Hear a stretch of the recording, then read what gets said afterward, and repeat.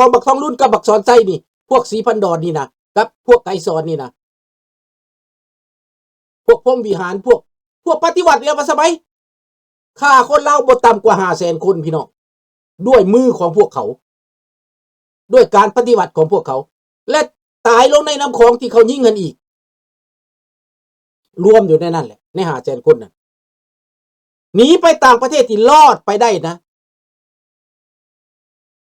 ล้านกว่าคนเบื้องต้นแต่หลังจากมาฮอดแล้วประกันพี่ประกันน้องประกันลูกประกันเมียมันน่ะรวมกันเป็น2 ล้านหนีจากประเทศลาวเป็น2 ล้านคนล้วนแล้วแต่คนมีความรู้ความรักส่วนใหญ่ชาวไร่ชาวนาเนี่ยก็เป็นไปน้ำพอไปน้ำอ้ายจังซี่น่ะมีบ่มีแต่ว่าส่วนใหญ่แล้วคนมีความรู้ที่นี้น่ะเขาอยู่นำบ่ได้แล้วระบอบอันนี้ระบอบขวางบ้านขวางเมืองระบอบกินตับกินไตระบอบผีหาผีปอบอันนี้เขาอยู่นำมันบ่ได้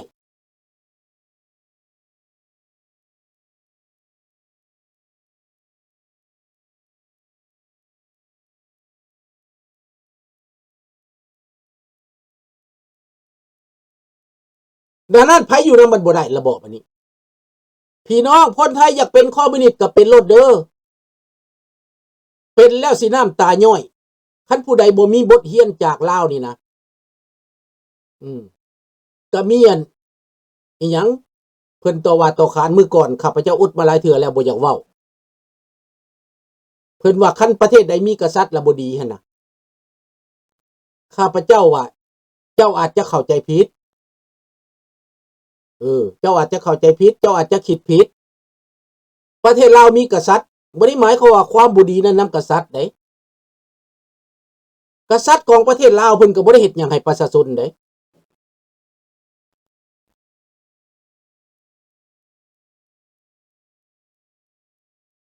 ไม่ใช่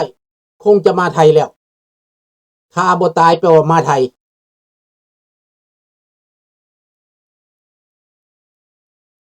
เก็บตัวเงียบต้องขอลี้ภัยถ้าบ่ทันได้บัตรอยู่ในไทยเราก็บ่กล้าเปิดเผยเราต้องได้บัตรสรรพชาติก่อนต้องมีการรับรองก่อน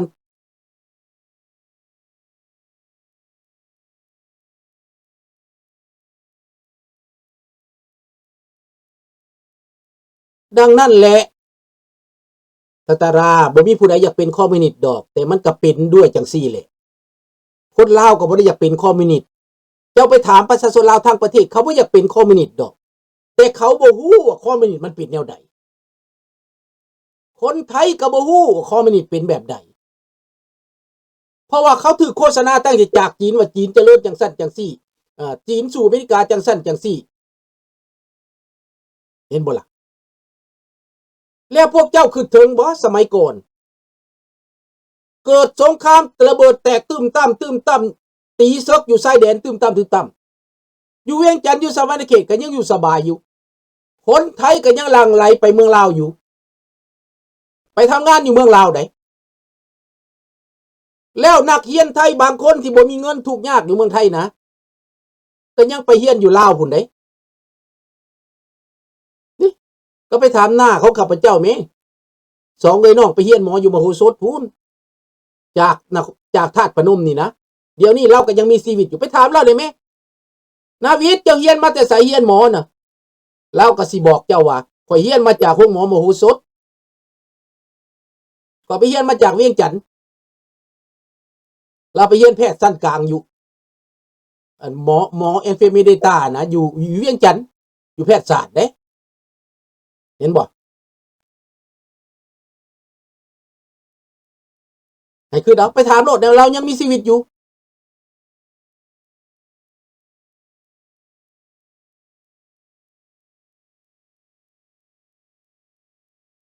เขาบ่ได้เป็นคอมมิวนิสต์ดอกตาตาราแต่เขาบ่ฮู้รัฐบาลบ่เคยเว้าเขาบ่เข้าใจประชาชนนี่นะคอมมิวนิสต์มันเป็นแบบใดมันปกครองแบบใดมันโหดเหี้ยมแบบใดเขาบ่เคยเว้า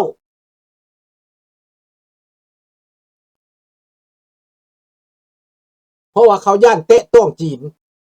เขาเกรงใจจีนตาตาราเจ้าบ่ต้องนั่นดอกข่อยฮู้จักรู้ปันหยังเลย เพราะว่าสายคอมมิวนิสต์จีนอยู่ในไทยนั้นเขามีอำนาจเขาบ่ให้แตะต้องถ้าไปแตะแล้วงบประมาณจะไม่ได้การสนับสนุนจะไม่ได้ความมั่นคงจะไม่มีมันจะสะเทือนพอเขาเข้าแทรกแซงเขาทางการเมืองแล้วมันก็เลยปากบ่ได้ถึงว่าบ่ได้มักคอมมิวนิสต์แต่ก็ปากบ่ได้เพื่อความอยู่รอดปลอดภัยถ้าบ่ปากแล้วอยู่รอดถ้าปากแล้วจะอยู่บ่รอดเขาก็บ่ปากเลือกบ่ปากดีก่อนแม่นบ่เด้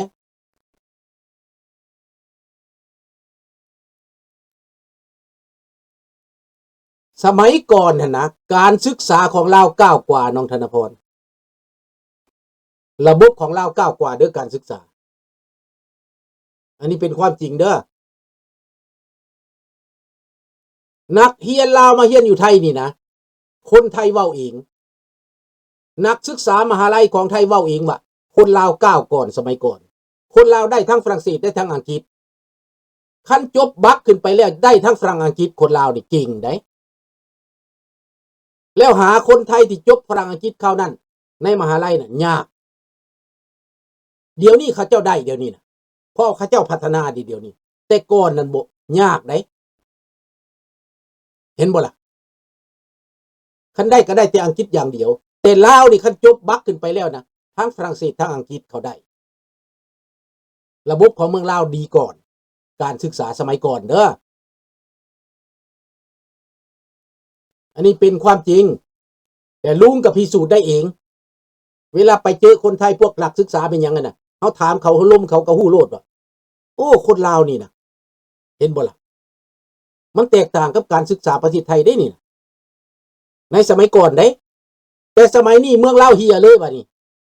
เฮียเลยการศึกษาน่ะเฮียเลย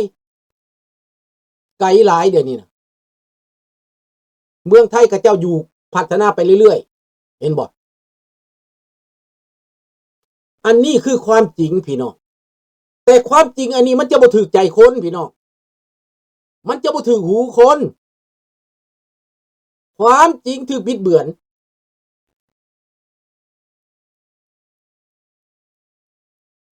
ขั้นระดับอันนั้นน่ะประถมมัธยมนี่เทียมกันแม่นแต่ขั้นกืนขึ้นไปแล้วนะฮอดมหาลัยขึ้นไปแล้วนะระบบของลาวก้าวกว่าเพราะเขาไปเลยใส่ไปเรียนต่อได้เลยดิไปต่อฝรั่งเศสได้เลยไปต่ออังกฤษได้เลยแต่ก่อนน่ะคันจบบักไปแล้วเขาได้2ภาษาแล้วจบบักก็เป็นหยังจบไฮสคูลนั่นแหละจบคอลเลจนั่นแหละเห็นบ่เขาได้2-3ภาษาโลดคราวนั้นน่ะคนลาวเกือบทุกคนได้คันบ่ได้จบปานนั้นน่ะดังนั้นนักศึกษาลาวนี่มันมีเท่าใดเจ้าอ่ะทั่วทุกแขวงก็มีมัธยมเบิดและยังมีมัธยมซ้อนอีกมัธยมการสร้างมัธยมเทคนิคมัธยมฟ้างุมเห็นบ่เพิ่มขึ้นมาอีกคนรุ่นเก่ามีความรู้ลุงเด้ตอนอยู่ลาวลูกก็จบตั้งแต่เท่าใดกาเตรียมซีเซมอาซีเซมเบ2 ปีอยู่ในมัธยมที่1นั่นน่ะแล้วก็แซงเกียมแล้วก็กาเตรียมมัธยมปีที่3ลุงปีที่4ก็บ่ได้เรียนปีที่5บ่เรียนมาเรียนเอาอยู่แคนาดาพี่ลุงมาลุงก็บ่ได้เรียนไปเสงเอาโลดไปเรียน2 เดือนลุงก็ไปเสงเอาโลดเอ้าเจ้าจบม.3เป็นหยังเจ้าเสงเอาซึกก็ได้แซงได้พี่น้องเสงเอาจบไฮสคูลได้เพราะว่าระดับอยู่เมืองลาวมันแข็งได้แข็งเลขมันบอกแข็งฝรั่งเศสมันบอกล่ะในแคนาดานี่ถ้าแข็งเลขกับฝรั่งเศสละได้โลดได้เห็นบ่ดังนั้นคนลาวไปฝรั่งเศสมันได้โลดย้อนหยังเพราะมันแข็งมาแต่ลาวแล้วเขาปากเลฝรั่งเศสได้แล้วเขา speak English ได้ตั้งแต่อยู่ลาวแล้วเขาไปมันก็ได้โลด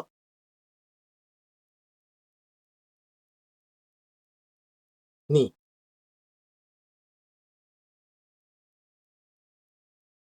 ต้องเข้าใจได้บ่ได้เตรียมภาษาได้ไปแล้วบ่ได้เตรียมเลยบ่แม่นเตรียมไปเรียนเตรียม1 ปีอีก เห็นบ่คือตอนนั้นน่ะนักเรียนไทยมาเรียนที่ท่านทักษิณส่งมาน่ะเขามานี่เขาต้องเตรียม1 ปีได้เรียนภาษาอีก1 ปีจังได้เข้ามหาลัยได้เขาต้องเสียเวลาเตรียม1 ปีบางคนนี่เตรียมบ่ได้ไปบ่รอดเข้าบ่ได้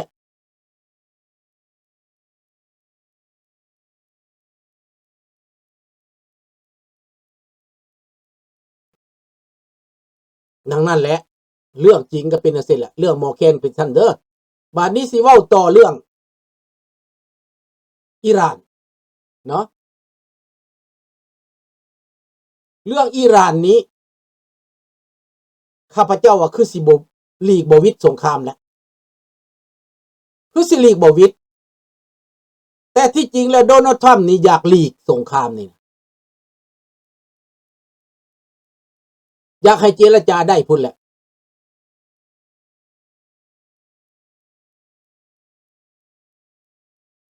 เลขก็พอได้พอไปได้ภาษาก็พอปานกลางโอ้ยสำนั้นก็สุดยอดแล้วท่านบุญแต่ว่าคนลาวเฮานี่ถ้าได้เลขกับได้ภาษาแล้วแปลว่าได้โลดคือข้าพเจ้ามานี่เรียน2 เดือนก็เรียนกลางคืนซ้ำนะไปสิงเอาได้เด้คะแนน success เบิดได้ perfect เบิดได้อยู่ในประเทศแคนาดานี่ถ้าเจ้าบ่ได้เสื้อก็ได้แซงนี่จะไปเข้าเหตุการณ์อยู่ไสก็บ่ได้ได้แต่โรงงานเท่านั้นแต่ในห้องหมอบ่ในสาธารณะบ่ได้ได้ต้องไฮสคูลจบได้จังได้ได้เขาบ่เอาได้บ่เอาภาษาได้ได้เขาจังเอาได้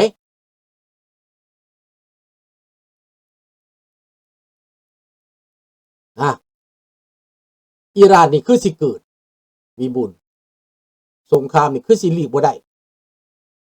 แต่ใน 2-3 วันข้างหน้าบ่จักแหละหรือว่าท้ายอาทิตย์นี่แหละ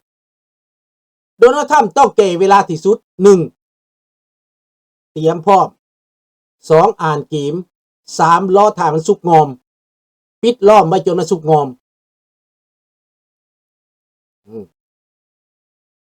รอท่าเรือมาขุบ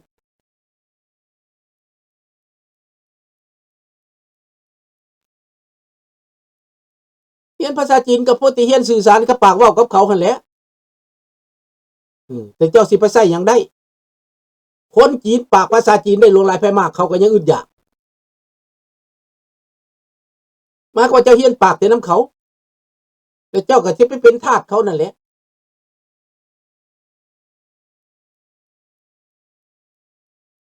อันนี้แหละพี่น้องโลกนี่กำลังเปลี่ยนไปที่สุดแต่ว่าข้าพเจ้านี่อยากให้อาเซียนนี่แหละข้าพเจ้าก็ยังมีความหวังถ้าแม่นใน10 ปีข้างหน้านี้มันเกิดขึ้นหรือ5 ปีข้างหน้า3 ปีข้างหน้าข้าพเจ้ายังสิมีบุญวาสนาได้เห็นถ้ากาย10 ปีไปแล้วนั้นบายบายข้าพเจ้าก็สิไปพุ่นแล้วไปอยู่โลกหนึ่งอีกคัน10 ปีไปแล้วนะถึงบ่ไปก็แม่นบ่อยากได้ยินหยังแล้วฮ้อนหันแหละเด้อดังนั้นลูกหลานให้ฟังความลุงเอาไว้เด้อจื้อเอาไว้เด้อสบายดีน้องจันทวีข้าพเจ้าคิดว่าตั้งแต่เฒ่าโดนัลด์ทรัมป์มานี้สภาพการโลกนี่เปลี่ยนไปเบิดความปิดบังความอึมครึมที่เขาเฮ็ดนั่นน่ะที่โลกพยายามกามูเฟลไว้เสื่องซ่อนไว้น่ะแปลว่าถูกเปิดออกมาเบิดถูกให้เห็นเบิดพี่น้องโดนัลด์ทรัมป์บอกแจ้งบอกยุโรปใส่เจดีแวนใส่มาโกริโบไปบอกยุโรปเบิดแต่พวกยุโรปนั้นเป็นหยังเขาจังอิจฉาอเมริกาบ่แม่นทั้งหมดดอกแบบเดียวสหประชาชาติเป็นหยังจังอิจฉาอเมริกาในสหประชาชาติน่ะกันแกล้งรัฐบาลอเมริกากันแกล้งเท่าทำแล้วจังตัดงบประมาณนั่นน่ะคันใดเรือนก็ปิดบ่มักเท่าทำเด้มันบ่ได้ใจเพิ่นเด้ มันบ่ได้ฝ่ายที่นิยมเพิ่นเด้